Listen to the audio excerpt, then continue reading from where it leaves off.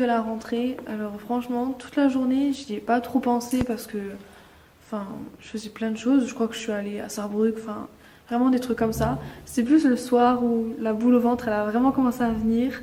Je me posais plein de questions, j'ai pratiquement pas mangé le soir. J'ai vraiment préparé mes affaires à l'avance. J'ai mis plein de réveils, -6. Et voilà.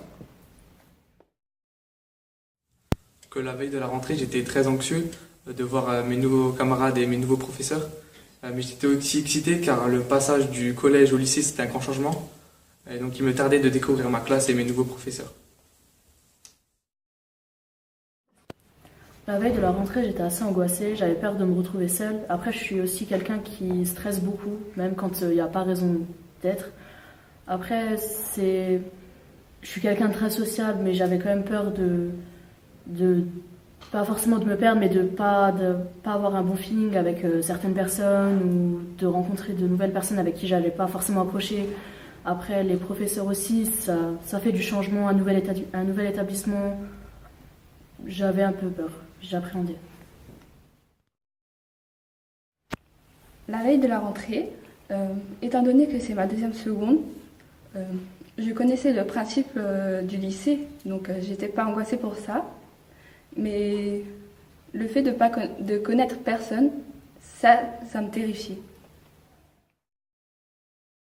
À la veille de la rentrée, j'étais un peu stressé parce que je me disais que ça allait être quelque chose de grand dans ma vie, mais finalement ça va, c'est juste une autre étape, on passe par là dans la vie. Mais un conseil que je vais vous donner, c'est quand même de vous préparer pour le lycée, parce que c'est sûr que ça change beaucoup du collège.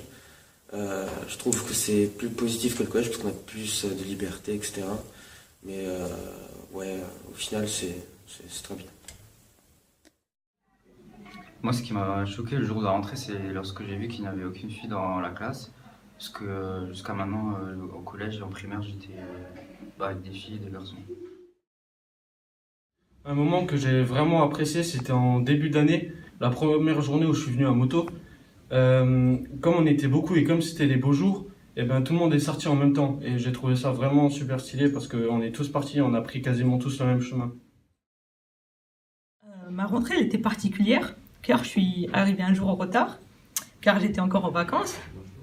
À mon arrivée, j'étais directement convoquée dans le bureau de la CPE, où j'étais obligée de t'expliquer les raisons de mon retard. Quand elle a compris, elle m'a donné tous les documents qu'il fallait et elle m'a libérée. Et ce jour même, on n'avait pas cours.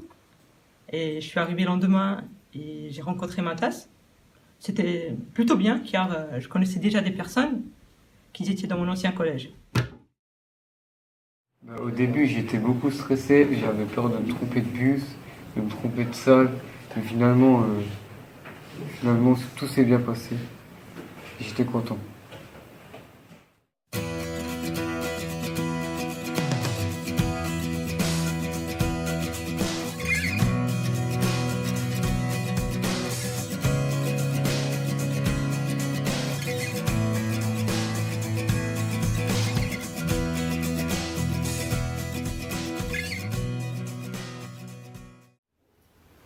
Alors c'était le premier jour de la rentrée et j'étais arrivé au lycée avec une amie à moi et on avait retrouvé plein de personnes qu'on connaissait devant le lycée et on s'est tous dirigés vers les listes de classe pour savoir dans quelle classe on était.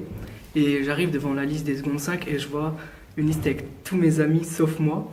Et du coup je vais voir la liste des secondes 6 et je vois qu'il n'y a que moi, je suis tout seul. Et du coup je me sentais vraiment mal, j'avais pas de repères, j'ai la boule au ventre et du coup, j'avais pris un rendez-vous avec la CPE pour un changement de classe.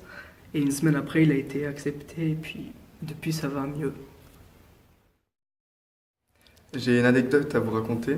Donc, c'est ma première semaine au lycée. Et on était sur le chemin de la cantine à midi. Et sur le chemin, il y a des premières qui m'ont embêté. Et ils ont commencé à m'insulter parce que je portais ce pull. Et ils n'arrêtaient pas de m'embêter avec ça, jusqu'à ce qu'on soit dans la cantine. Et une fois dans la cantine, ils continuaient, et je leur ai demandé d'arrêter. Ils ont rigolé, et ils continuaient, jusqu'à ce que j'hausse le ton. Et là, il n'y a plus personne qui rigolait. J'ai pas eu besoin de me plaindre chez le proviseur ou quoi que ce soit. Et depuis, ils m'ont plus embêté. Et tout ça pour vous dire qu'il ne faut pas se laisser marcher sur les pieds et qu'il faut agir dès qu'il est nécessaire d'agir.